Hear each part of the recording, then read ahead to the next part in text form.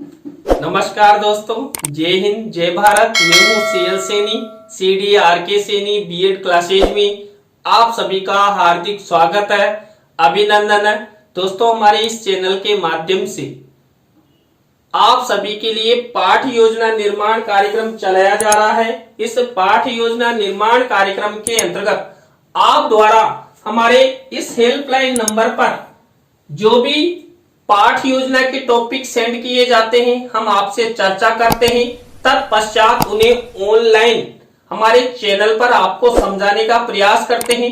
दोस्तों, आज की लाइव क्लास के अंतर्गत हम हिंदी पद्य पाठ योजना क्रमांक 21 के अंतर्गत कवि सूरदास द्वारा रचित जो सूरदास के भ्रमर गीत हैं, इस पर हम एक भ्रमर गीत को लेते हुए आपको लेसन प्लान बनाना बताएंगे कि आप सूरदास के भ्रमर गीतों पर किस तरह लेसन प्लान बना सकते हैं। और दोस्तों, ये एनसीईआरटी की बुक में कक्षा 10 का टॉपिक है। तो दोस्तों, आप सब बने रहें हमारे साथ, हमारे इस चैनल के साथ। और दोस्तों, यदि आप हमारे इस चैनल पर पहली बार आए हैं तो हमारे इस चैनल को सब्सक्राइब करें और पास ही बने बेल आइकन को जरूर दबावें।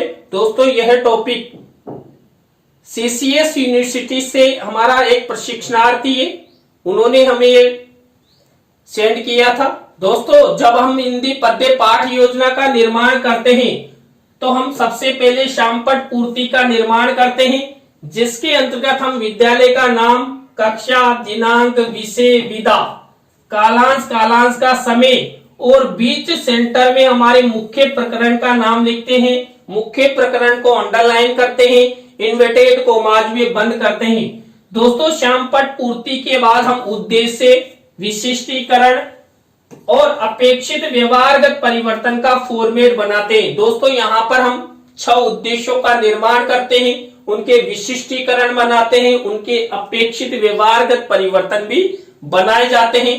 दोस्तों, यहाँ पर हम जब दैनिक पाठ योजना डायरी में इस तरह हिंदी पद्य पाठ योजना का निर्माण करते हैं तो यहाँ पर पहला उद्देश्य ज्ञानात्मक लेते हैं। इस ज्ञानात्मक उद्देश्य और हमारे मुख्य प्रकरण का ध्यान रखते हुए हम सबसे पहले 1 से 2 विशिष्टीकरण और 2 से 3 अपेक्षित व्यवहारगत परिवर्तन बनाते हैं। इसी तरह दोस्तों, हम अपनी दैनिक पाठ योजना डायरी में अर्थ ग्रहणात्मक उद्देश्य से रिलेटेड 1 से 2 विशिष्टीकरण और 2 से 3 अपेक्षित व्यवहारगत परिवर्तन बनाते हैं। दोस्तों, इसके बाद जो हमारा 3rd नंबर का उद्देश्य है अभिव्यक्त्यात्मक, इस अभिव्यक्त्यात्मक उद्देश्य से रिलेटेड 1 से 2 विशिष्टीकरण और 2 से 3 अपेक्षित व्यवहारगत परिवर्तन बनाते हैं। इसी तरह दोस्तों, कौशलात्मक उद्देश्य से रिलेटेड 1 से 2 विशिष्टीकरण और 2 से 3 अपेक्षित व्यवहारगत परिवर्तन हम अपनी दैनिक पाठ योजना डायरी में बनाते हैं। इसी तरह दोस्तों, अभिरुचि उद्देश्य से रिलेटेड यानी कि अभिरुच्यात्मक उद्देश्य से रिलेटेड ये 1 से 2 विशिष्टीकरण और 2 से 3 अपेक्षित व्यवहारगत परिवर्तन बनाते हैं। इसी तरह दोस्तों, अभिवृत्त्यात्मक उद्देश्य से रिलेटेड 1 से 2 विशिष्टीकरण और 2 से 3 अपेक्षित व्यवहारगत परिवर्तन हम अपनी दैनिक पाठ योजना डायरी में बनाते हैं। तो दोस्तों, आपको इस तरह उद्देश्य, विशिष्टीकरण और अपेक्षित व्यवहारगत परिवर्तन का फॉर्मेट बनाना है। दोस्तों, यहाँ पर इस फॉर्मेट के बाद हम कक्षा शिक्षण सहायक सामग्री का फॉर्मेट बनाते हैं। कक्षा शिक्षण सहायक सामग्री 2 प्रकार की होती है, सामान्य शिक्षण सहायक सामग्री और विशिष्ट शिक्षण सहायक सामग्री। दोस्तों, जो विशिष्ट शिक्षण सहायक सामग्री होती है उसका निर्माण हमारे द्वारा किया जाता है, जिसके अंतर्गत हम चार्ट, चित्र, मॉडल, प्रतिकृति, स्लाइड आदि का निर्माण करते हैं। दोस्तों, यहाँ पर सूरदास के भ्रमर गीत, इस पर हम चार्ट और चित्र का प्रयोग करेंगे। दोस्तों, कक्षा शिक्षण सहायक सामग्री के बाद हम पूर्व ज्ञान का कॉलम बनाते हैं। पूर्व ज्ञान के कॉलम के बाद हम शिक्षण विधि प्रविधि का कॉलम बनाते हैं। तो दोस्तों, आपको यहाँ तक के फॉर्मेट इस तरह निर्मित करने हैं जिससे आपका लेसन प्लान अच्छा बन सके। दोस्तों, अब हमारी मुख्य पाठ योजना शुरू होती है। दोस्तों, हमारी मुख्य पाठ योजना का पहला शिक्षण बिंदु, पहला सोपान, पहली स्टेप होती है प्रस्तावना। दोस्तों इस प्रस्तावना शिक्षण बिंदु के अंतर्गत हम 3 से 5 प्रस्तावना के प्रश्न बनाते हैं। अंतिम प्रश्न समस्यात्मक होता है, प्रश्नों में तारतम्यता होती है, जिग जैग होता है, उत्तरों से ही प्रश्न बनाए जाते हैं। और यहाँ पर जो भी प्रश्न बनाए जाते हैं ये छात्र छात्राओं के पूर्व ज्ञान पर आधारित होते हैं, सरल होते हैं, संक्षिप्त होते हैं और बोधगम्यता लिए हुए होते हैं। तो दोस्तों यहाँ पर सूरदास के भ्रमर गीत इस मुख्य प्रकरण पर मैंने प्रस्तावना के प्रश्न कैसे बनाए। पहला प्रश्न देखिए, यहाँ पर उड़ने वाले कुछ पक्षियों के नाम बताइए। तो उत्तर मिला हमें तोता, मैना, चिड़िया, कौवा, चिल, गिद्ध आदि। अब दोस्तों इसी उत्तर से हमारा नेक्स्ट प्रश्न बनना चाहिए। तो बना हुआ है सोने की चिड़िया किस देश को कहा जाता है। तो दोस्तों सोने की चिड़िया भारत को कहा जाता था। अब इसी उत्तर से हमारा नेक्स्ट प्रश्न बनेगा। तो बना हुआ है भारत की राष्ट्रभाषा क्या है। तो दोस्तों भारत की राष्ट्रभाषा हिंदी है। अब दोस्तों इसी उत्तर से हमारा नेक्स्ट प्रश्न बनना चाहिए। तो बना हुआ है हिंदी में उद्धव को लक्ष्य कर भ्रमर गीतों की रचना किन किन कवियों द्वारा की गई है। तो दोस्तों सूरदास, नंददास, परमानंद दास, जगन्नाथ दास, मैथिली शरण गुप्त आदि कवियों द्वारा उद्धव को लक्ष्य कर भ्रमर गीतों का निर्माण किया गया है, भ्रमर गीतों की रचना की गई है। तो दोस्तों जो ये उत्तर मिला इसी उत्तर से हमारा नेक्स्ट प्रश्न बनना चाहिए। तो बना हुआ है कवि सूरदास द्वारा रचित भ्रमर गीतों के बारे में आप सब क्या क्या जानते हो। तो दोस्तों अंतिम प्रश्न हमारा समस्यात्मक हो गया।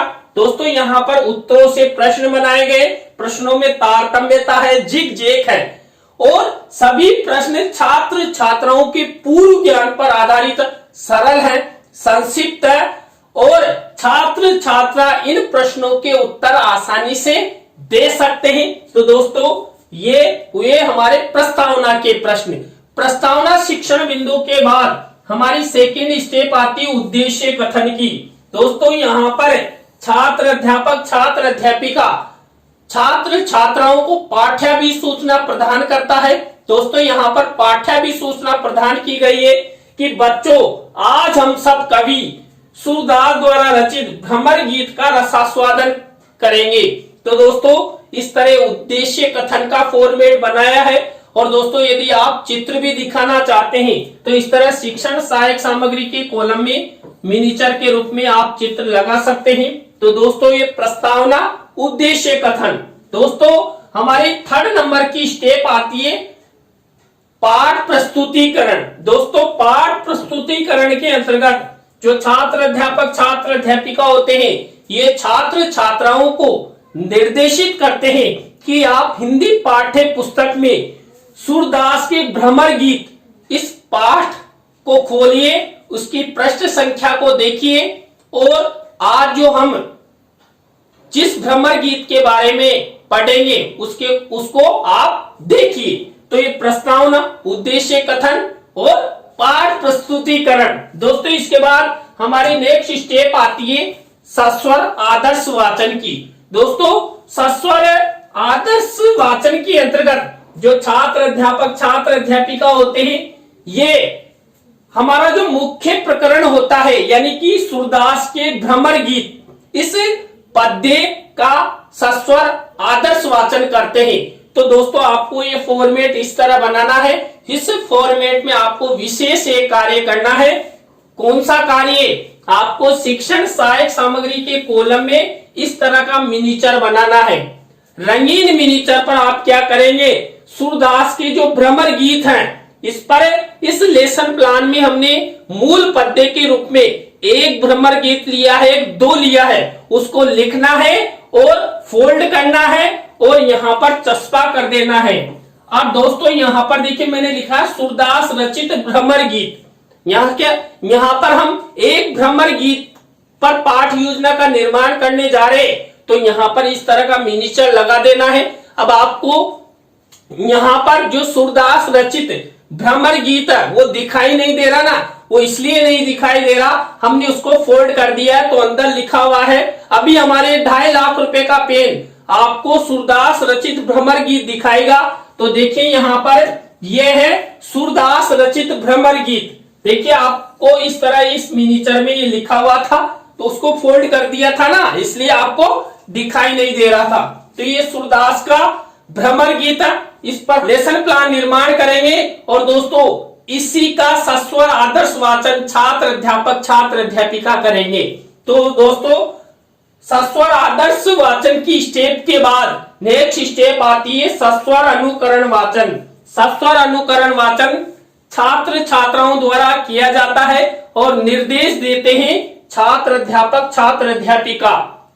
अब यहाँ पर सस्वर अनुकरण वाचन की स्टेप के बाद हमारी नेक्स्ट स्टेप आती है अशुद्धि संशोधन की। दोस्तों सस्वर अनुकरण वाचन के समय जो छात्र छात्राओं द्वारा भ्रमर गीत पढ़ा गया, उस दौरान जो छात्र छात्राओं ने गलतियां की, अशुद्ध उच्चारण किया, उनको यहाँ पर शुद्धिकरण करवाया जाता है।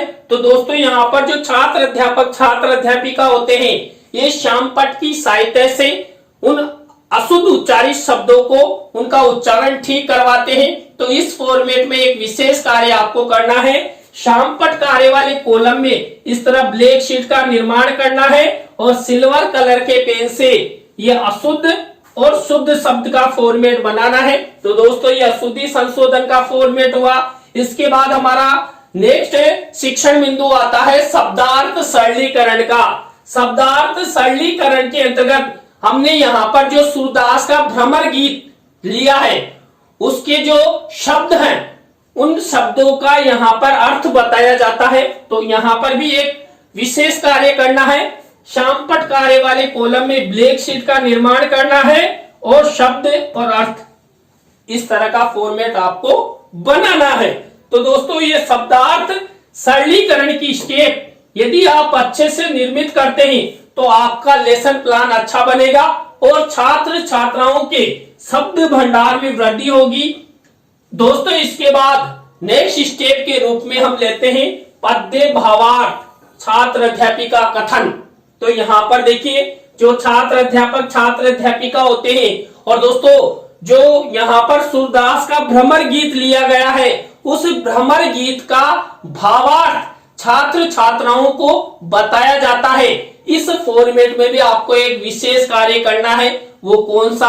आपको शिक्षण सहायक सामग्री के कॉलम में इस तरह रंगीन मिनीचर का निर्माण करना है और इस मिनीचर में आपको क्या लिखना है? सूरदास का जो भ्रमर गीत हमारे द्वारा लिया गया उसका भावार्थ यहाँ पर लिखना है। मैंने भी लिखा है, लेकिन ये इसको मैंने फोल्ड कर दिया और यहाँ पर चस्पा कर दिया है और ऊपर लिख दिया सूरदास द्वारा रचित भ्रमर गीत का भावार्थ। अब फिर आपको ये सूरदास रचित भ्रमर गीत का भावार्थ दिखाई नहीं दे रहा ना, टेंशन मत लो। टेंशन जीवन में कभी लेना ही नहीं है। हमारे पास ये 2.5 लाख रुपए का पेन है जो आपकी टेंशन दूर करेगा। तो ये यहाँ पर सूरदास द्वारा रचित भ्रमर गीत का भावार्थ। दोस्तों इस पाठ योजना में जो हमने भ्रमर गीत लिया था उसका ये भावार्थ है, आप स्क्रीनशॉट ले लीजिए। तो इस तरह आपको ये भ्रमर गीत का भावार्थ लिखकर वहां पर शिक्षण सहायक सामग्री के कॉलम में चस्पा करना है। दोस्तों इस स्टेप के बाद हमारी नेक्स्ट स्टेप आती है भावानुभूति प्रश्नों की। भावानुभूति प्रश्न पूछे जाते जब छात्र अध्यापक छात्र अध्यापिका द्वारा छात्र छात्राओं को जो यहाँ पर भ्रमर गीत है, इस भ्रमर गीत का भावार्थ बताया, उसके बाद उसी में से देखिए ये भावानुभूति प्रश्न हमारे द्वारा बनाए गए। इस तरह आपको ये निर्मित करना है। दोस्तों इसके बाद हमारी नेक्स्ट स्टेप आती है कौन सी? पुनः सस्वर वाचन। दोस्तों पुनः सस्वर वाचन किया जाता है छात्र अध्यापक छात्र अध्यापिका द्वारा। यहाँ किसका? जो हमने यहाँ पर सूरदास का भ्रमर गीत लिया था उसका। अब दोस्तों ये पुनः सस्वर वाचन की स्टेप होगी। इस तरह आपको ये फॉर्मेट बनाना है। नेक्स्ट स्टेप आती है हमारी संभावी पद्य की। देखिए यहाँ पर सूरदास के भ्रमर गीत ये हमारा मुख्य पद्य प्रकरण है। इसी से रिलेटेड हमें क्या लेना है? उसका जैसा ही संभावी पद्य लेना है। उस संभावी पद्य का भावार्थ और संभावी पद्य आपको शिक्षण सहायक सामग्री के कॉलम में यहाँ मिनिएचर के रूप में लिखना है। मेरे द्वारा भी लिखा गया है। देखिए मेरे द्वारा संभावी पद्य के रूप में जो जगन्नाथ दास रत्नाकर है, इसका भ्रमर गीत लिया गया है। मैंने यहाँ पर जो जगन्नाथ दास रत्नाकर द्वारा रचित भ्रमर गीत है, उसको उसके भावार्थ को इस मिनिएचर में बंद कर दिया है। अब देखिए यहाँ पर इस मिनिएचर में आपको भी दिखाई देगा, क्योंकि फोल्ड हो रखा है ना। अब इसको खोलते हैं तो यहाँ पर ये खुल गया है। तो देखिए यहाँ पर दोस्तों ये संभावी पद्य है किसका, जगन्नाथ दास रत्नाकर द्वारा रचित भ्रमर गीत, और ये संभावी पद्य का भावार्थ। दोस्तों जो जगन्नाथ दास रत्नाकर द्वारा जो भ्रमर गीत लिखा गया है, ये भी उद्धव ब्रजवासियों और कृष्ण से रिलेटेड है। तो यहाँ पर ये संभावी पद्य आप स्क्रीनशॉट ले लीजिए। तो दोस्तों इस संभावी पद्य फॉर्मेट के बाद हम सौंदर्य अनुभूति प्रश्नों का फॉर्मेट बनाते हैं। दोस्तों सौंदर्य अनुभूति प्रश्न बनाए जाते हैं हमारे मुख्य भ्रमर गीत और हमारे द्वारा जो संभावी पद्य लिया जाएगा उसके आधार पर। तो दो प्रश्न तो मूल भ्रमर गीत से और दो संभावी पद्य से और एक समानता से रिलेटेड। इस तरह आपको ये 5 सौंदर्य अनुभूति प्रश्न बनाने हैं। तो दोस्तों सौंदर्य अनुभूति प्रश्नों के बाद हमारी नेक्स्ट स्टेप आती है मूल्यांकन प्रश्नों की। दोस्तों मूल्यांकन प्रश्न यहाँ पर हमारा जो मूल भ्रमर गीत है और संभावी पद्य है, उन्हीं के आधार पर बनाए जाते हैं। तो दोस्तों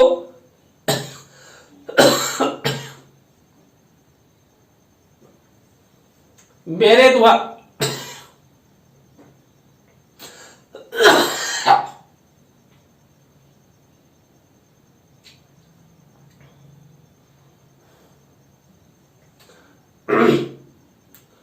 तो